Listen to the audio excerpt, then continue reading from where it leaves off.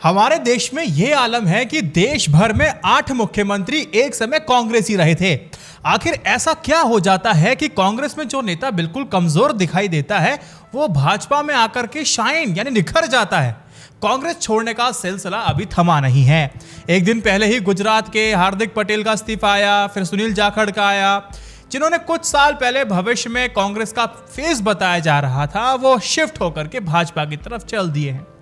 ऐसे में कई सारे सवाल उठते हैं कि कांग्रेस से बाहर जाते ही ऐसी वो क्या चीज है जो इन लोगों को सफल बना देती है, या फिर इस सवाल को घुमा दें कि ऐसी क्या गलती है जो कांग्रेस करती है और ऐसा क्या सही है जो बीजेपी करती है। इसका विश्लेषण करूं उससे पहले ना मैं थोड़ा सा रिप्लाई देना चाहता हूं सुनील जाखड़ और हार्दिक पटेल को। इन दोनों ने पार्टी को goodbye tata bye bye कर दिया है और अपने लूज स्टेटमेंट दिए हैं। अब इन्हीं स्टेटमेंट पर मैं अपना भी स्टेटमेंट दे देता हूं।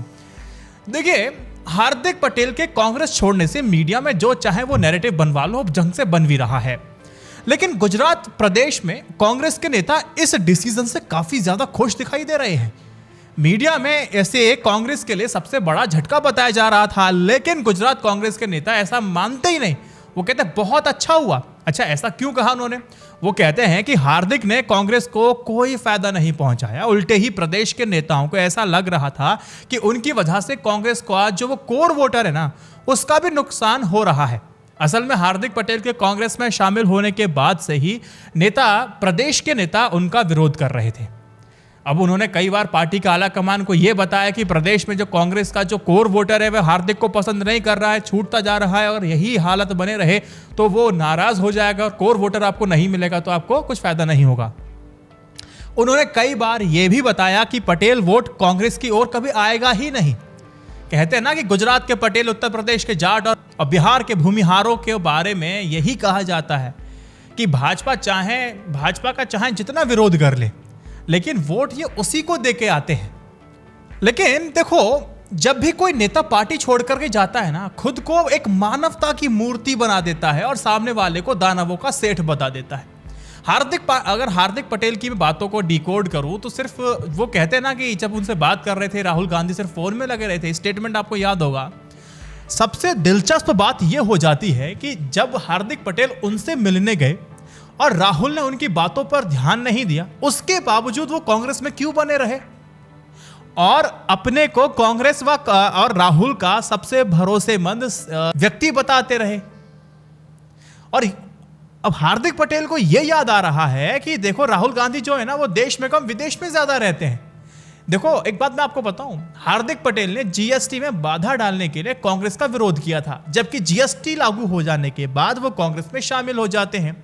तब क्या उनको इस बात की आपत्ति नहीं थी कि कांग्रेस ने जीएसटी का विरोध किया था और इसी तरह से उन्होंने एक नागरिकता संशोधन कानून आर्टिकल 370 हटाने के मामले में भी कांग्रेस की भूमिका की आलोचना की थी, जबकि वो उसी समय कांग्रेस में शामिल हुए थे।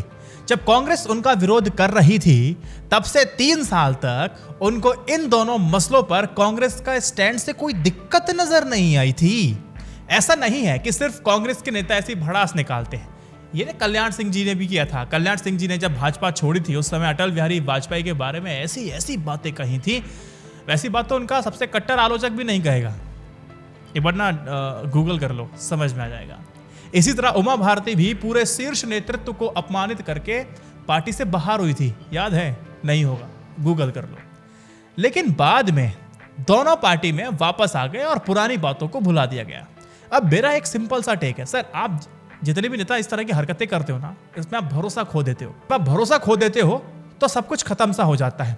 मैं आपको एग्जांपल दूं ना इतिहास का। नॉन कोऑपरेशन मूवमेंट आपको याद होगा, जिसको लीड महात्मा गांधी कर रहे थे। जब नॉन कोऑपरेशन मूवमेंट को पोस्टपोन किया गया था चौरी चौरा कांड के बाद, तो कांग्रेस का एक बड़ा धड़ा था, उससे अलग हो गया और एक पार्टी बनाई, स्वराज पार्टी, और कहा कि हम होमलैंड रूल की मांग करते हैं, कोई सरकारी पद हम नहीं स्वीकार करेंगे।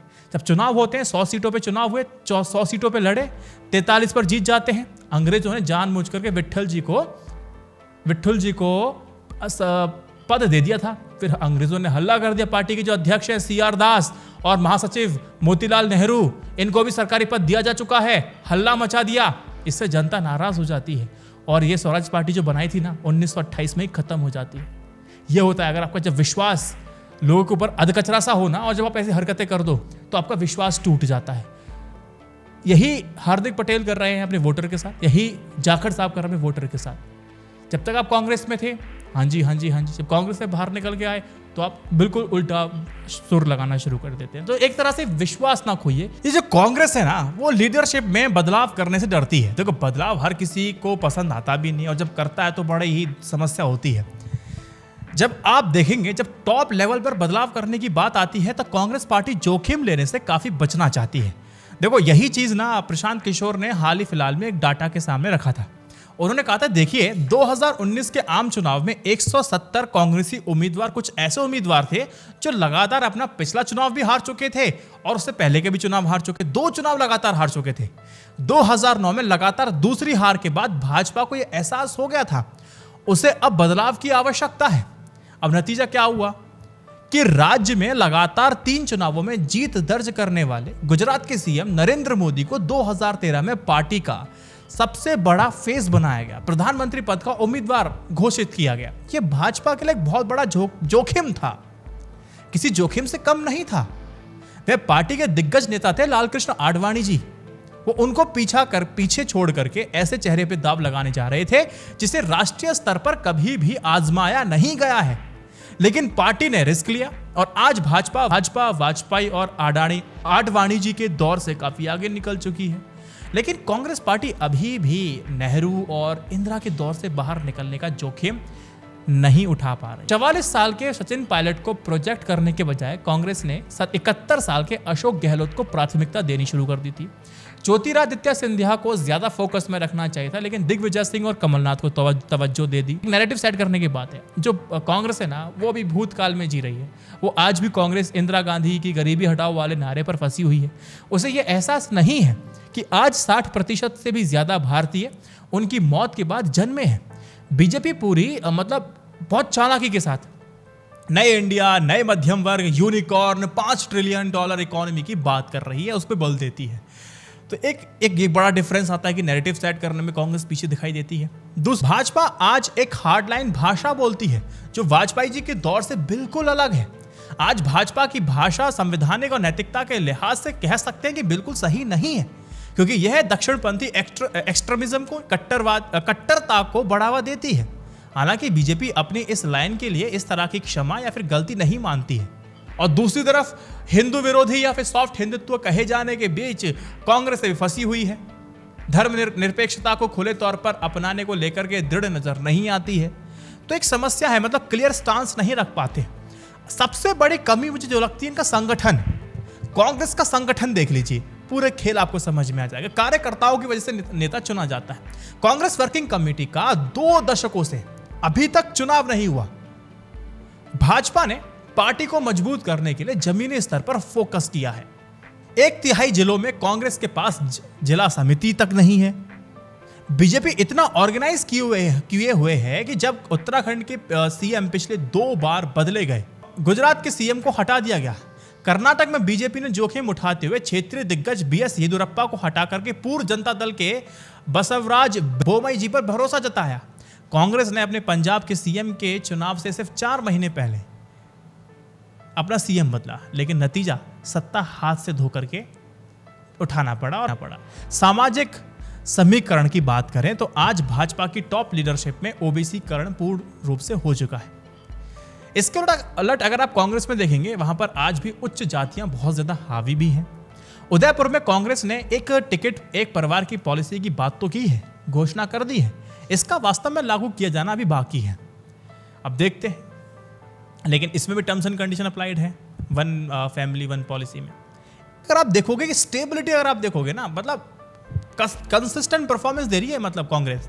भाजपा हर साल वोट बढ़ रहा है। 2009 में भाजपा को 7.8 करोड़ वोट मिले, 2014 में 17 करोड़, 2019 में 22 करोड़ वोट मिले। इस तरह से देखिए तो 2009 की तुलना में उसे 3 गुना वोट मिल गए। और कांग्रेस की कंसिस्टेंसी देखिएगा साहब, कांग्रेस ने 2009 में 11 करोड़ के आसपास वोट पाकर के जीत हासिल की थी, 2014 में 10 करोड़ और 2019 में 11 करोड़। कांग्रेस अपने जनाधार को बढ़ाने में असफल होती जा रही है और सिकुड़ करके अपनी पारंपरिक वोट बैंक तक ही सीमित रह चुकी है। अगर आप दोस्तों थोड़ा सा इतिहास की तरफ जाएंगे 60-70 के दशक में, 60-70 के दशक के बाद कांग्रेस कई बार टूट चुकी है, लेकिन मजबूत भी तो हुई है। लेकिन आज पार्टी इतनी कमजोर दिखाई देती है कि बिखराव हो चुका है। टूट शब्द अब ऐसा लगता है कि ये तो बहुत छोटा शब्द है। उधर भाजपा ने खुद को पूरी तरह से बदल लिया है, लेकिन कांग्रेस आधुनिक पार्टी के तौर पर आगे बढ़ने में पीछे रही है। सॉल्यूशन क्या है? जो 4 मैंने बोले हैं उसमें से कुछ बदलाव करना शुरू करो। अगर आप ये भी नहीं कर सकते हो तो मैं शिविर की बात में आपको बताता हूं। चिंतन शिविर के दौरान ही क्षेत्रीय दलों की राजनीतिक विचारधारा पर टिप्पणी करते हुए राहुल गांधी ने दावा तो कर दिया कि कांग्रेस ही बीजेपी को हरा सकती है। इस बात में दम है, गलत कुछ भी नहीं है। लेकिन यहां पर एक सवाल या निशान खड़ा हो जाता है कि राहुल गांधी वाकई ऐसा होने देंगे या फिर कर पाएंगे? और क्या प्रियंका गांधी वाड्रा को भी कांग्रेस नेतृत्व में कोई नई जिम्मेदारी मिलेगी? देखो, पीके ने कहा था कि जन जागरण यात्रा हो, भारत जोड़ो पद यात्रा या फिर टास्क फोर्स का गठन हो। प्रशांत किशोर इस तरह की बात करके आते हैं। प्रशांत किशोर ने भी ऐसे ही काम करने के सुझाव दिए थे। अब इसे संयोग माना जाए फिर प्रयोग माना जाए, लेकिन कांग्रेस की भारत जोड़ो पद यात्रा गांधी जयंती के मौके पर 2 अक्टूबर से शुरू होने जा रही है। और अब प्रशांत किशोर भी बिहार के पश्चिम के चंपारण से उसी दिन अपनी यात्रा निकाल रहे हैं। कुछ जोड़ पा रहे हैं? ऐसे करके कुछ जोड़ेंगे? जोड़िए। यहां पर सवाल नहीं खड़ा होता फिर कि प्रशांत किशोर अपने लिए पद यात्रा करने जा रहे हैं या फिर किसी और के समर्थन में। कुछ समझ में आया? कुछ जोड़ पाए? कमेंट सेक्शन में बताइएगा। इस वीडियो को 3 व्हाट्सएप ग्रुप पे शेयर कीजिएगा। जय Hind, Vande Mataram. Stay updated, stay educated, सत्यमेव जयते। नमस्कार।